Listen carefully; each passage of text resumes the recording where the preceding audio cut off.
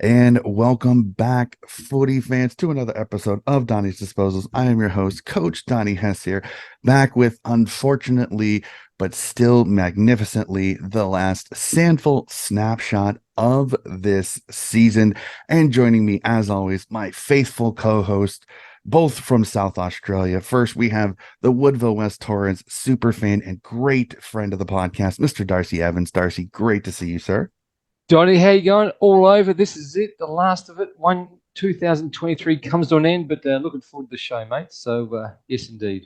And as Finals was a great series too.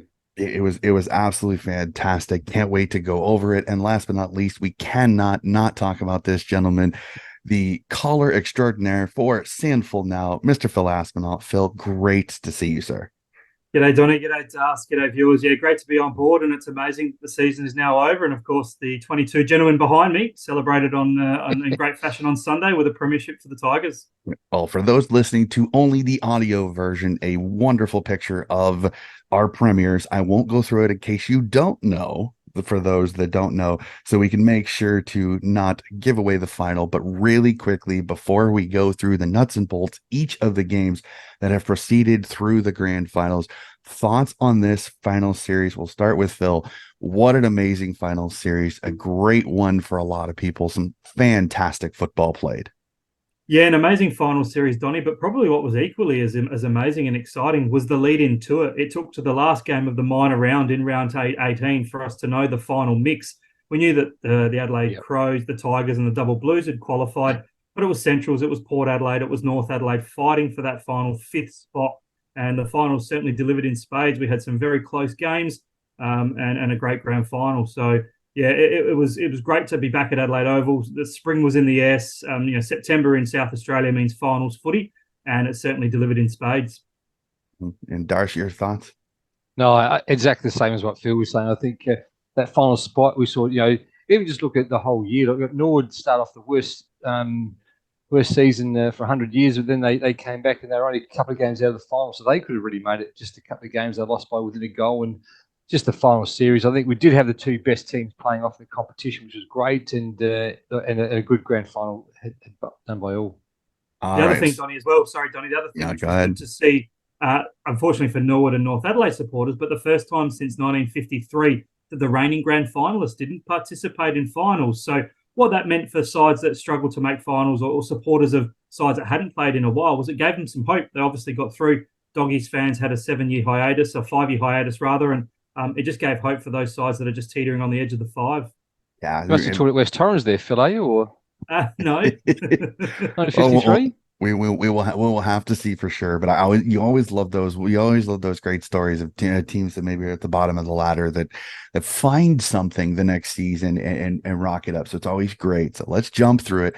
We will jump back to the first round of the finals. I know these technically happened just before our last previous recording, but we didn't really discuss them. We kind of may have hinted on who won those when it came to our tips of the finals things, but let's go through it. We start off, and I know a smile on the face of one of my co-hosts is Phil Aspinall. Central District Bulldogs beat the Port Adelaide Power 82-75 in a cracking back and forth game. I thoroughly enjoyed this one, and the roar of the Doggies faithful late in the game when they took a nice little lead to kind of cement this one was fantastic. So Phil, since you are the Doggies man on this panel, your thoughts on a nice win to start the finals off by the Doggies? Yeah, it was a fantastic win, just a tight win, 7 points over the old arch rivals. And for those that historically known the arch rivalry that Centrals and Port had back in the 90s, it would have been a sweet feeling for the Dogs fans to obviously be back in finals and the great U Dogs chant around the ground of Adelaide Oval. But it was an entertaining game. It was a high standard of footy, 23 goals kicked between the two sides. And Port Adelaide had some class. Orazio Fantasia was proving to be a headache in attack. He finished with 4 goals. But in what's been a bit of an up and down season for Aiden Grace, he's the go-to forward for the Bulldogs. And he's a former postman, and he certainly delivered in this final. He kicked 5 goals and was the difference for the side. Definitely. Darcy, your thoughts on this one? Oh, look, I think this is great for Paul Thomas. I think Paul Thomas, he's ex-captain of the club. When he retired, he went and be assistant coach for Port Adelaide. So he got away from the club for a couple of years, which is not a bad thing either. Come back to the club, and he's just got this club, something going on with it now. It's just a bit of injected some real spunk in it, I think, which is really great. So, and then obviously his dad will be so proud. Jamie Thomas, he's an ex-legend of the Central Districts Club as well. So great to see that Paul Thomas is doing really well down there. And the other thing just on the Thomas family, sorry, Donnie, is of course Jamie, his dad's there. But younger brother Bo made his league debut for the football club earlier in the season. And he's got a sister as well, Aisha, that plays in the women's team. So it literally is a family affair for the Thomases out of Central Districts. Yeah, there's nothing wrong with that. That's fantastic. One of my favorite things about footy sometimes is those family connections. And we'll jump to the other game. It sees the Adelaide Reserves knock off Sturt by 75-68. Another cracking game. I love these super competitive games. And just an aside here is that I just did my VFL one a couple of days ago, and the closest game in their entire finals was 15. So these two games just in the first part of the 5 of the SANFL both combined are less than the closest game in the VFL. So I must say thank you, SANFL, for having some competitive finals games. Truly appreciate it. So Darce, we'll start with you. No, I thought, well, this is probably it for Sturt. I thought, the Adelaide Crows did play a cracking game this one. They were really good.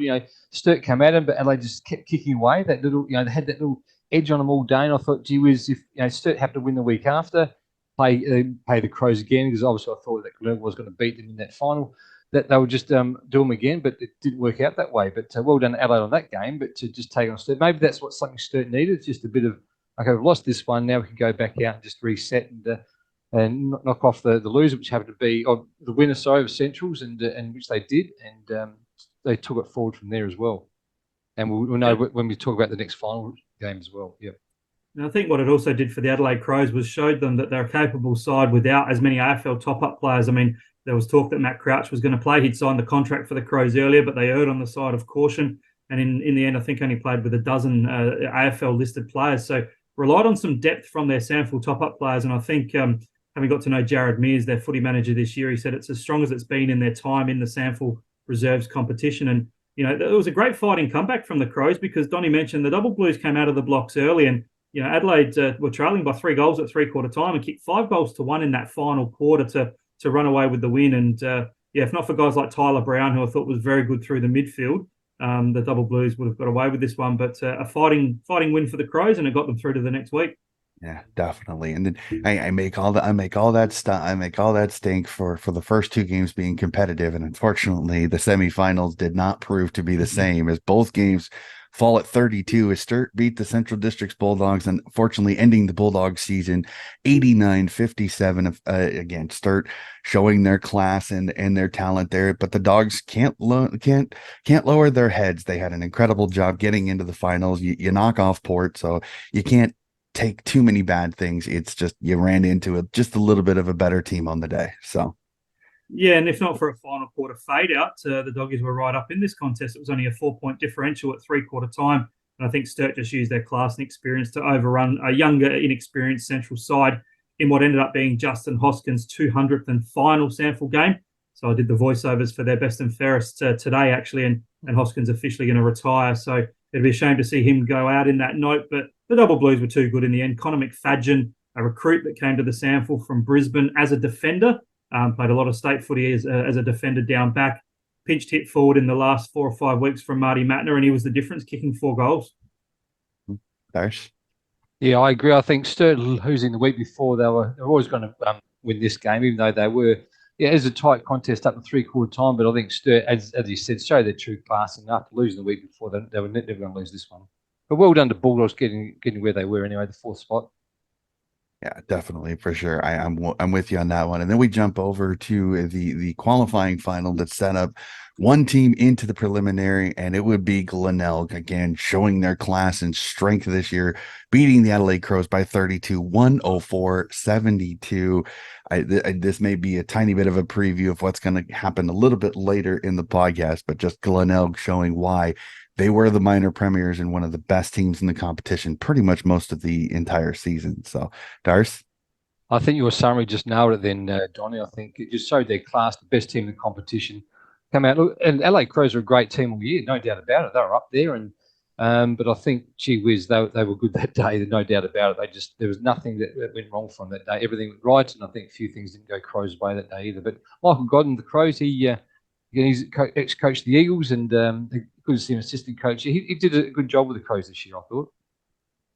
Yeah, agreed, Das. I think under trying circumstances with a lot of AFL players not available, particularly in the back half of the year, Mickey Godden, a development coach at AFL level for the best development coach for the second year in a row. So he's certainly proving his wares there in developing younger guys. And again, you summed it up beautifully, Donnie. The Tigers were the best team all year. They had the perfect preparation. That first week off, they were able to get through a second semi-final and then straight through to the grand final. But Adelaide were competitive. Scores were locked away at half time, but after the long break, the Tigers just really put their foot to the floor and purred away to a nice win, kicking 9 goals to 4 after the main break.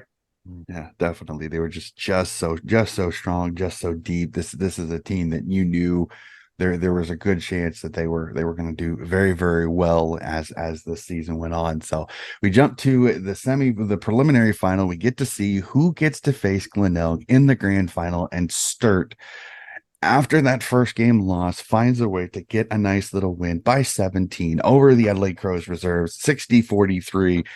And it was very interesting. I remember seeing so many Sturt fans coming out after this game, just so excited because Sturt, the Double Blues, found themselves into a grand final, which was fantastic. And unfortunately, some of the Crows fans continue the conspiracy theories, which I find fascinating at times.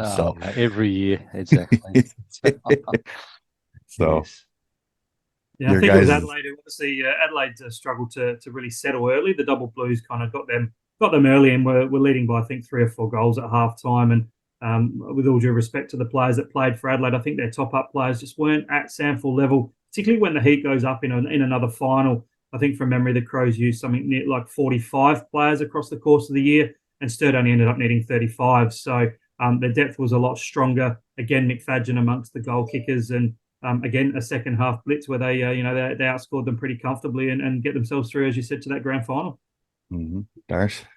Yeah, absolutely. I thought not a shock to this one, because I thought the first when Adelaide beat Sturt the other final, I thought, gee whiz, I think Sturt could lose this. But again, the conspiracy theorist Donnie, the papers were a buzz, the Facebook was a buzz. It was just incredible there. Thank you. But Sturt, they were again just show their class again. Losing, they come back out. Probably that week Diddums. Okay, they just reset it. Okay, what did Adelaide do wrong? What we do right? And they come out with the biscuits, which is great.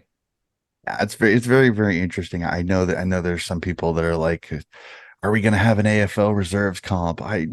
I think the AFL want that. The question will be will that happen? And then my other favorites, I think to bolster some of the Crows' egos, they're like, well, if us and Port leave, then the SANFL will go under. And I'm like, I don't know, I'm not 100% sure about that, but we'll reel it in. Sorry, guys. I fell into that rabbit hole just a little bit. So I do apologize. Summary, though, Donnie, it's a good comment you make, and I think that the generalized thought I've always had is the SANFL's never been the same competition since 2014 when the reserves came in. Mm-hmm. And if they were to go away into an AFL competition, Port Adelaide aren't there, the traditional black and white. Well, they haven't been the Magpies of old since 2014. So we've now had 7 or 8 years to adapt to the new competition. And yes, commercially, will it change? Will it take away the 7 broadcasts? That would only remain to be seen. But look, I have no doubt that within the next 7 or 8 years, there'll be a national AFL reserves comp, if not sooner. Yeah, I agree. And it's one of those that I've put it out there, and again, you get the staunch people. We can't do, and I'm like, I said the AFL with the financial backing and everything like that, they're going to be able to pull it if they want. That I said actually, the comp that I think would go under would be the VFL, because considering right now there's only 6 teams that are not attached in the VFL. Yep. They would be the ones that would be absolutely up, what creek. So I think the Waffle and the SANFL could survive because they do have the 8 other teams. So I think they'd be okay. Yep. But the VFL would be absolutely in trouble because almost all of their entire comp is all of the reserve sides for the AFL team. So now that we've went down the rabbit hole. I'm sorry. Let's not talk about Victorians on a South Australia podcast. Okay, we won't go there. I'm sorry, but I little jab there for the South Australian friends of mine is that I think it'd be the VFL. So, alrighty, we jump to it. Let's go to it and celebrate a grand final and a grand final win that happened this weekend. As I was telling him off mic, this has been a nuts weekend because all three state league grand finals happened this weekend. I was able to watch all three, and another incredible game as we see the Glenelg Tigers, as Phil's great background has, as the Tigers get a 24-point win over Sturt, 86-62. Congratulations, Glenelg Tigers. The Tigers get a premiership, and a well-deserved premiership at that, Darce. Yeah, look, this is fantastic. I think to Darren Reeves, the coach, his first year coach to take out a grand final. That's just class. That is. It's just. I know. Jay Shetty did it with the Eagles a few years ago. I'm not sure how many other coaches done it their first year, but that is pure class. A guy to come in, trying to get the team together, and I think Phil said a good story about one of his players. He had to sort of calm his player down, and obviously turned that player around. And that's the sort of guy he must be, just to get this team really connected. Turn them around and win a grand final. That's just. To me, that's amazing. And yeah, I got to know Darren well, from his time at Central, because before he was a reserves coach at North Adelaide, he was an under-18s and reserves coach at Central Districts. And the number one mantra for Darren Reeves is relationships first. He's not a football coach. He's a relationship builder first. Then he coaches the side. And you ask any Glenelg footballer from that Premiership 22, and he wrote, just a side story that I think came out in an Andrew Capel article, he personally handwrote a letter to all of his 22 players, gave them to them in the last team meeting, and just thanked them for their contribution for the course of the year, told them what their positives and strengths were. And that's just relationship building 101. And well, look what happened. He got the result. Absolutely. Yeah, that's awesome. Amazing. And then I think just showed more things to come as well with that.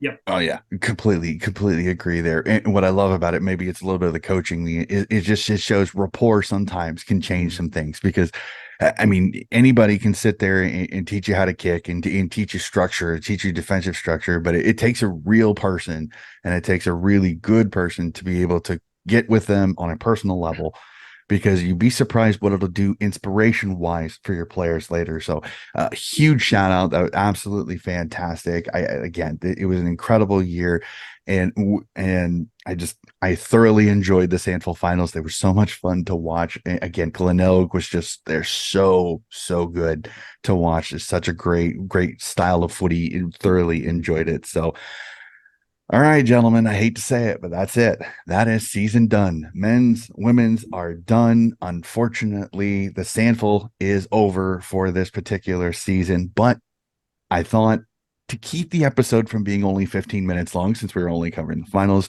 let's jump in the time machine and talk about a little bit about how this year went. But before we get into that, let's go to the McGarry medal, because I want Phil to be able to brag a little bit, because not only did he get to attend, but several of his calls got featured not only during the McGarry medal, but also during the rush hour, which I listened to the podcast and had a chuckle as his sultry tones of the calling of the McGarry medalist came over my ears, which made me go, oh, Phil, that's Phil. So, we'll not even lie. I had a nice little aha moment there. So, Phil, let's tell me a little bit about the McGarry medalist, who won, and how awesome it is because it's a Central Districts player.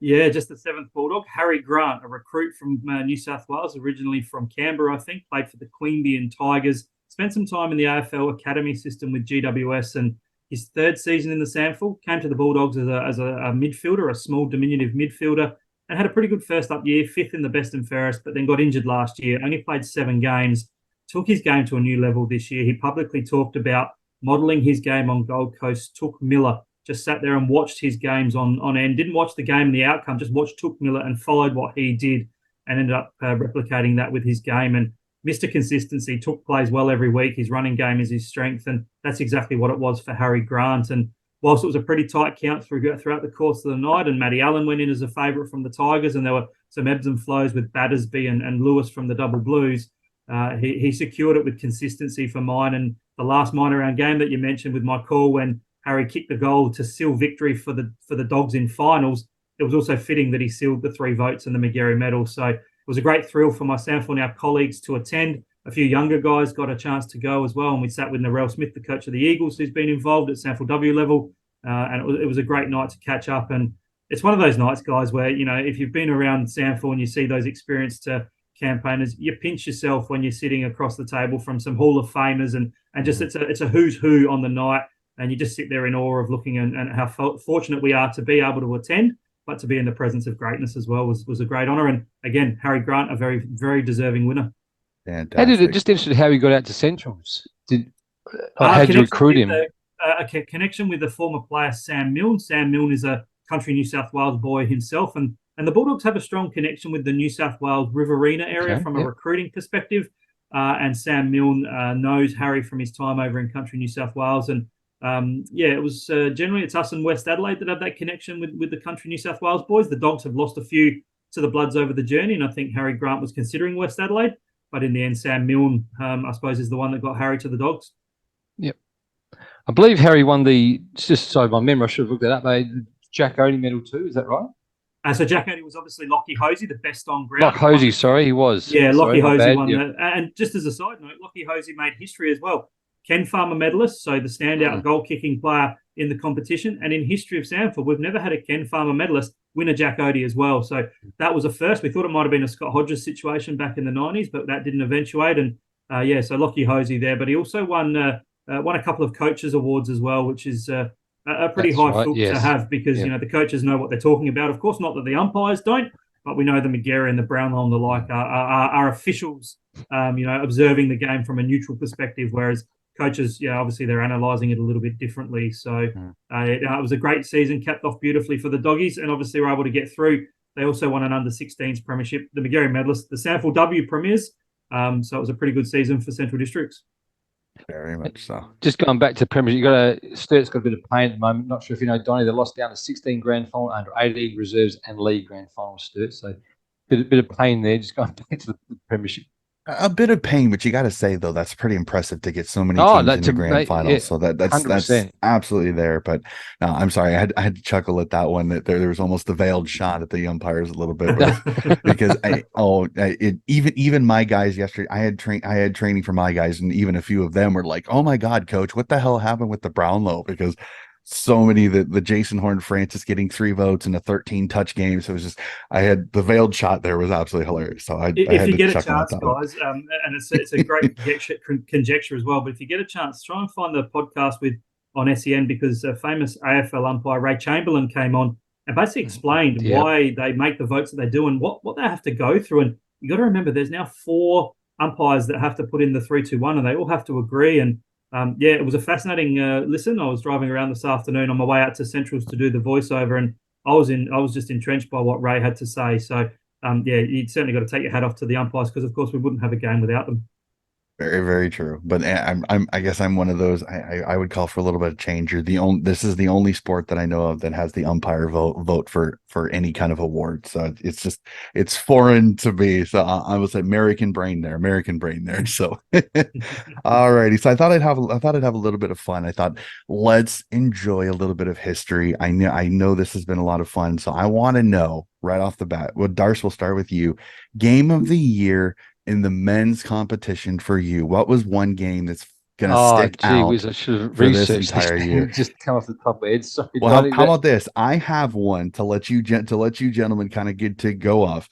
For me, round 17, Doggies versus North. The Dogs get a 60-58 win, which I think really kind of helps spark them on there. I mean, you defeat the defending a defending team from the premiership the year before, the runners up in North, falling short to Norwood the year before. So this was a fantastic game. I thoroughly enjoyed it. I'm not sure. Phil, was this one of the Doggies games that you got to call?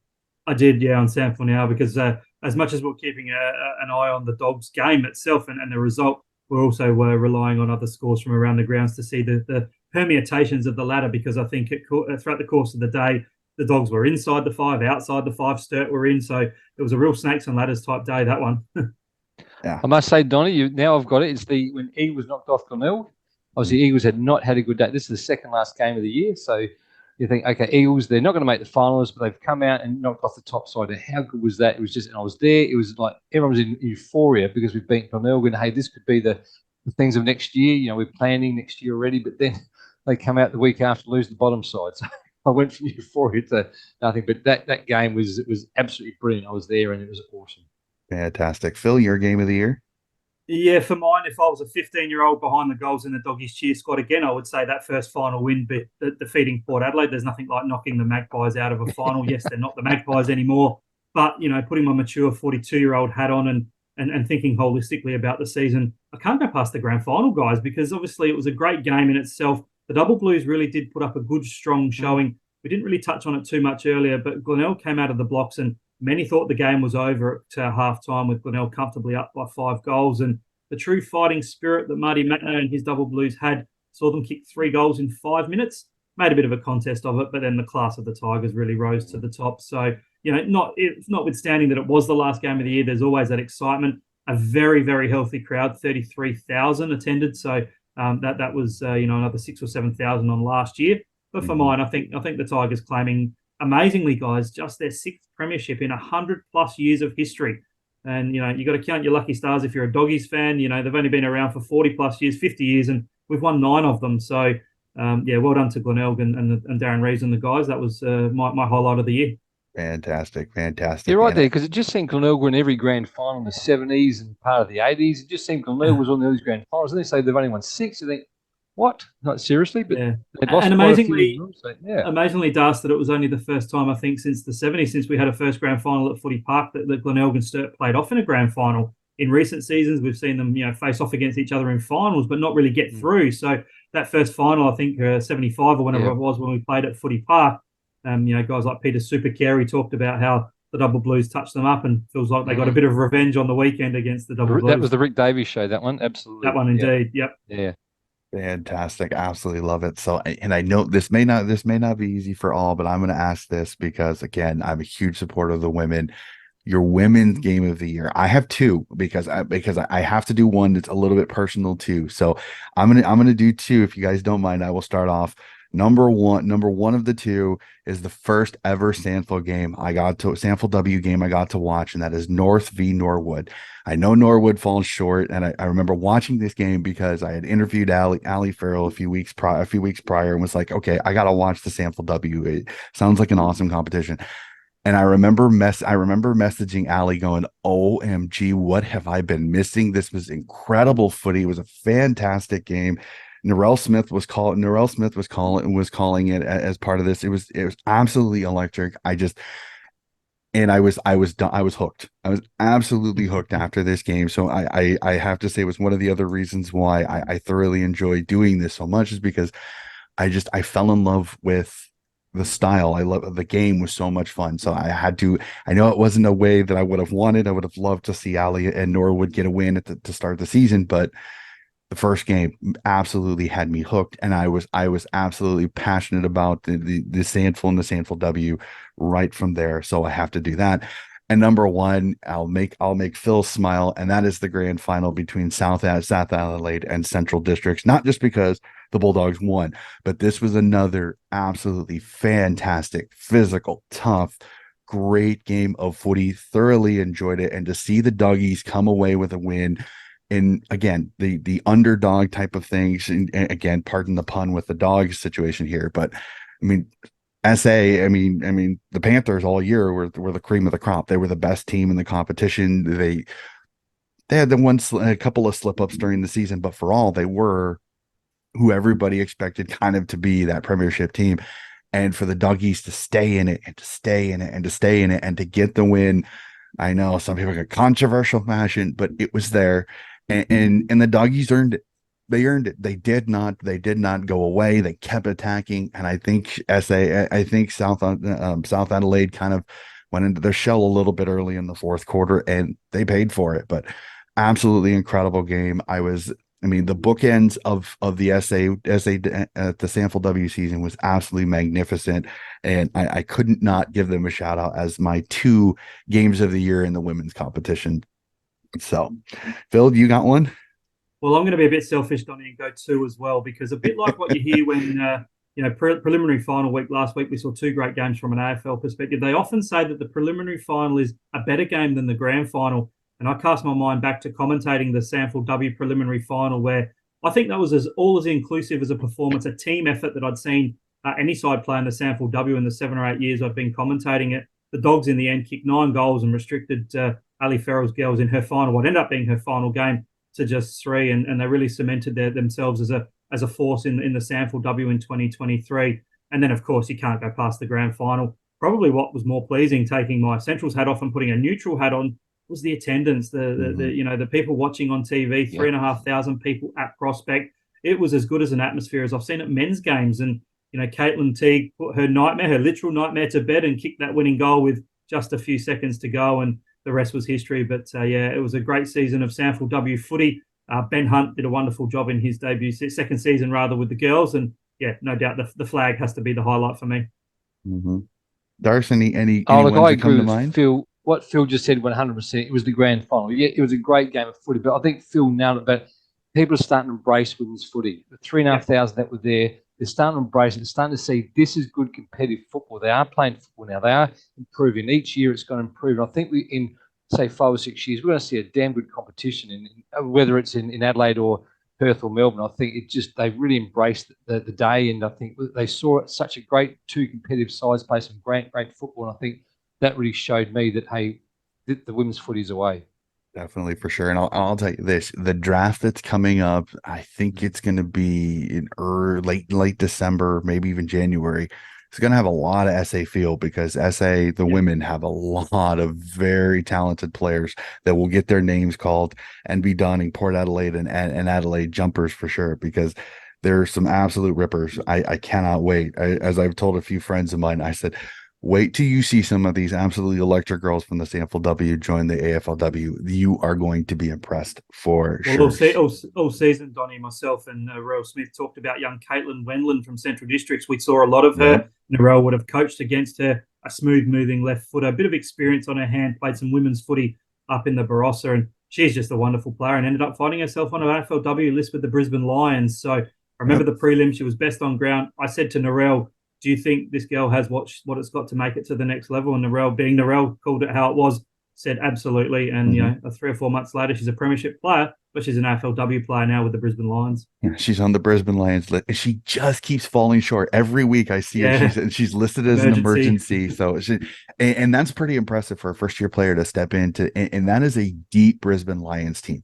I mean, deep. Yes, they lost Greta Bodie and Emily Bates to their team, but they are deep. So for her to be that emergency, that first midfielder potentially to come off the bench is fantastic for her. Agreed. It shows her class and how good she is. I was so happy when I saw her being introduced as a Brisbane Lions sign-on player. It was fantastic. I loved it. It is absolutely great to see that. So like I said, I hope she makes her debut very, very soon, and she'll be debuting with quite the group there up in Queensland. So we'll go back to the men really quickly. Your story of the year. What's the story that from this entire season of the SANFL that really kicks off for me? It's got to be the Premiers. Glenelg, how good was their season this year, and how good was it to see this Tigers team absolutely take their opportunities and run with it? Normally, I'm not a dominance person. I hate when one team kind of dominates the season, but this was just impressive. The Glenelg Tigers were quite simply the class of the SANFL this entire year, and they were a fun story to watch because they played fun, exciting, fast footy, absolutely fantastic. So for me, the Glenelg Tigers were the story of the year in the men. There you go, Donnie or Phil. I totally agree with that. It's either Glenelg, because obviously Glenelg, the dominant team of the year. They were in 2020, lost the last game. They knocked out. They lost the grand final. So it's all these things would come up about this could happen to Glenelg again. But first year coaching Damien Reeves, mate, he's taken to a grand final. The other story for me is Norwood. I think premierships last year, and then they I think they lost their first 6 or 7, 8 games. I just can't remember, but they had their backsides to the wall, and they end up beating. They beat the Glenelg, they beat Sturt, all the top sides. They actually come good at the end, which I like seeing that. They didn't sort of throw their hands in the ring and surrender. They said, "No, we got to do something," and started to win. And they actually, yes, they missed the finals, but I think the season could have been an absolute disaster. But well done to Norwood coming out of that. They could have taken it further, but it's good. Yeah, a little bit of my thunder stole on there, Darce, but I tend to agree. I think I mentioned it earlier, the 2 grand finalists not participating in finals. That's a rarity. It hasn't happened in 50-odd years. And to see both North Adelaide and Norwood play off in a thrilling 2022 SANFL grand final and then both not make finals. And couple of other little side notes along the way. Obviously, it was a terrible story that we lost Bain and Lowe, the Norwood player, under tragic circumstances, and that was something that no doubt will still hurt the Norwood Footy Club and the SANFL community, but it showed how we all got together as a community and put support in behind the Norwood Footy Club. And Darren Reeves, I think you touched on it there as well, Donnie and Das. Bit like Jade Sheedy, it shows that the pathways for coaching, you don't have to take the traditional means. Jade Sheedy comes out of amateur league, wins 2 flags at SANFL level. Yep. Darren Reeves had done his apprenticeship a little bit more in the state leagues. He went to Darwin and coached the NT Thunder, and a big commitment. He's got a personal business in Adelaide. He left his wife and kids, or not left, but moved away from his wife and kids up to Darwin and stayed up there for a couple of years to coach the Thunder. Came back to Adelaide, was involved at Central North Adelaide and then Glenelg. But, 10 years ago, he was a second 11 wicketkeeper for South Australia, not really into footy. When he realised cricket wasn't going to be the path, he went out to the Salisbury Footy Club with a good mate of mine, Brett Joseph, coached and played out there, knew that the coaching bug was his. And look, 12, 13 years later, he's a league SANFL premiership coach in and amongst the likes of, the great Neil Curley and Graham Corns. And knowing Reeva personally, he'd just be pinching himself that his name is on the honour board at the Tiger Football Club with those players. Definitely, for sure. And then we'll end it again. I like being even on this one, and that's story of the year in the women. And I'm gonna make Phil grin, and that's the Doggies, because they were my favorite team to watch, because you just knew no matter what it was, with 3 minutes left, if they were within a goal, they had a shot. And for some weird reason, they kept finding ways to win. They got into the finals, and I thought, you never know. I mean, this is a scrappy Doggies team. They're used to playing in tight games. They're used to being in competitive games. So there's a shot, if they can get to a grand final, they can win it. And wow, what an incredible way. But for me, it was the Dogs, because they never gave up the entire season. And then in the finals, they just showed their class and ability. Again, a tip of the cap to Shelby Smith on captaining such a great side this year. And to win their first ever premiership in the SANFL W was super, super impressive and so much fun. So for me, it was the Dogs women getting a premiership was my story of the year in the women. So Phil? Yeah, in short, it has to be the same, obviously. And for mine, it was a little bit of a unique experience this year. We didn't commentate the SANFL W Grand Final. So to go along and wear my Central's top and to put my Bulldogs hat on and to go out onto the Oval with my son, and we're able to hold up the banner for the girls, replicating what I did for the Dogs men back in 1995 in their first men's grand final. It was a real personal feel-good story, and obviously great for the girls to get through. But I think as a general thought on the year as well, what impressed me was, again, the continual improvement we're seeing in the quality of the competition. Das touched on it earlier. Narelle's got her Eagles girls up and about. She's signed on again, which is great news for them. And I just think the evenness of the competition has been a real highlight in recent seasons. Darce? Well, I think it's as I said before, the memories of the whole year, but I think it's still the competition itself for the women's footy. I think it's just growing. It's it is really sparking things out there with the 3,500 at the grand final. I still think that we've got a boarder here called Rosie, who played in the Waffle W League, and that she's just been picked up by the Eagles here. She's saying that the 17, 18-year-olds now have come through the Pathways program 10 years ago. So when they started this program 10 years ago, they're coming now. So they're 17, 18. So we're seeing, whether they make AFL or just stay in the SANFL level, we're going to see some fantastic footballers come out in the next 3 or 4 years. So it's going to be great competition. I think this year started that excitement as well. So looking forward to the next few years. Yeah, it's gonna be fun to watch this progress, because it's gonna be so much fun. Like I said, I think the SANFL W was one of the strongest comps this year with the talent that I saw, and it's only going to get better as these pathways get stronger and stronger. So I'm having a little bit of fun to end the episode and the end the year. I want to do something really, really cool. I want you to grab your magic 8 ball. I want you to shake it. I want you to come up with a bold prediction for next year. Something, it can even be obvious, but a bold prediction for next year. Men's, women's, doesn't matter. Darce, we'll start with you. A bold prediction for next year. What I'm hoping is Jade Sheedy did a fantastic job that he was. Don't get me wrong. He had 2 premierships, 4 years. He's turned the club, into a fantastic position. We're going to have a new coach next year, so I'm hoping we're going to do what Glenelg did. First year was coach, take out the premiership. Ooh, very bold. Woodville Westorians premiership. Okay, all right, Phil. Yeah, and that's just on Darcy's little prediction. There's some strong whispers getting around that it might be by former Crows players Scott Thompson and Sam Jacobs. So they're apparently leading the race for the coaching gig there. So that would again be another great story for coaches coming back from amateurs and not straight out of the AFL system. But look, for my bold prediction, I'd be tempted to say West Adelaide would go on and win the premiership, but I don't want to do that to Adam Hartlett's heart rate, because I think the Bloods have obviously still got a little bit of work to do. But a bold prediction, we might see one of the AFL reserve side win the premiership. I mean, Port Adelaide, you think are going to continue to be strong, and the Adelaide Crows will have obviously haven't been able to get through to a grand final as yet. But we're in the since 2014, in the 9 years we've had the competition with the AFL reserves, we haven't yet had an AFL reserve side win the flag.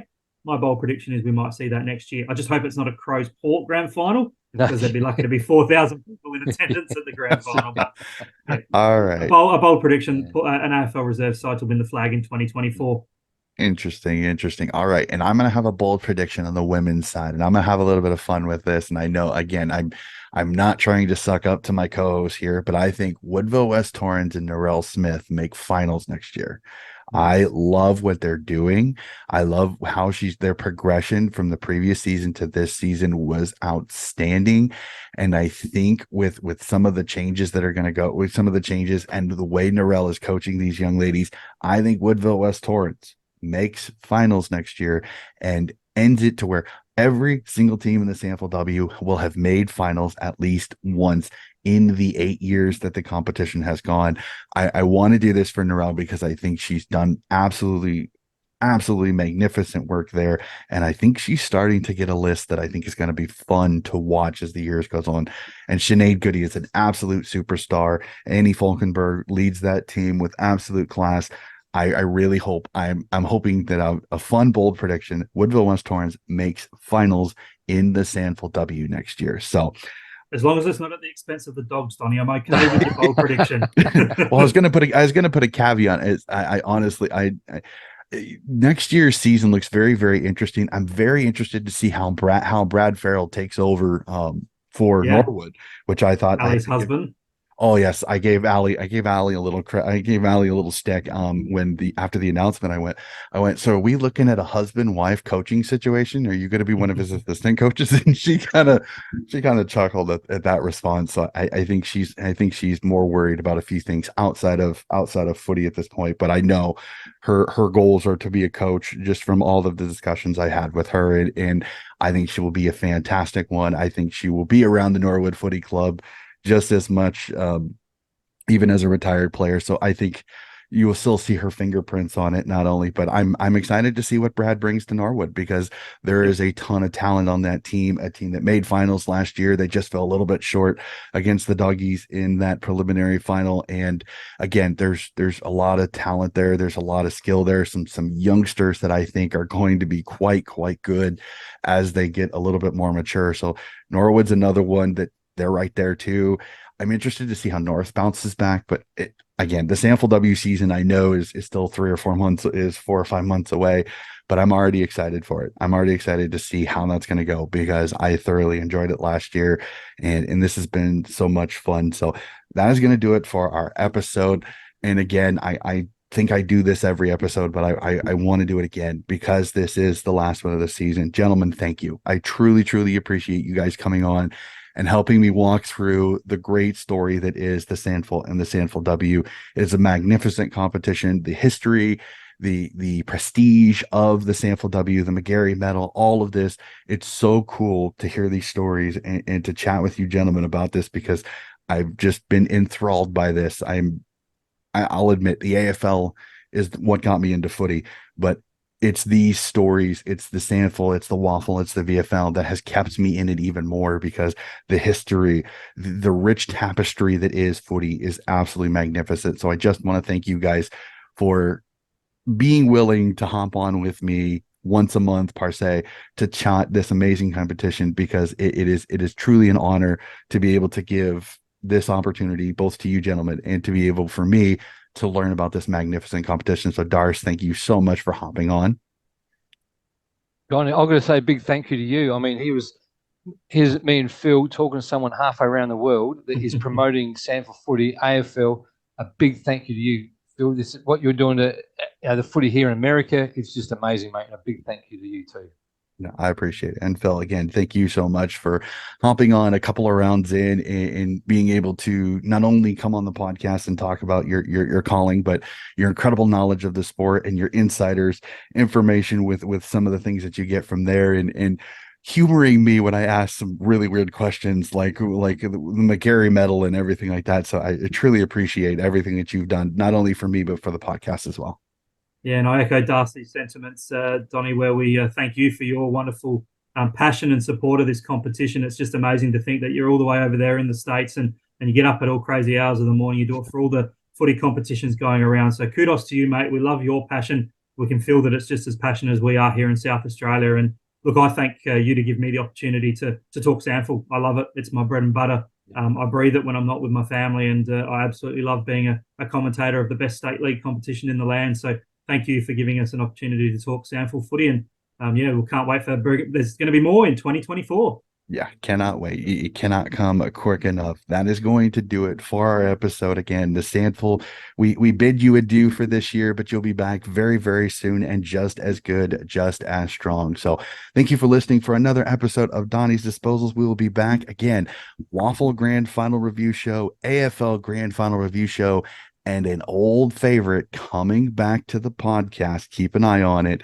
And this may even come out after. So so we may already know who it is, but I cannot wait for it. My AFL Grand Final preview show has an old friend hopping back on the podcast. So that's going to do it. We will see you again very, very soon with more footy coverage here on Donnie's Disposal.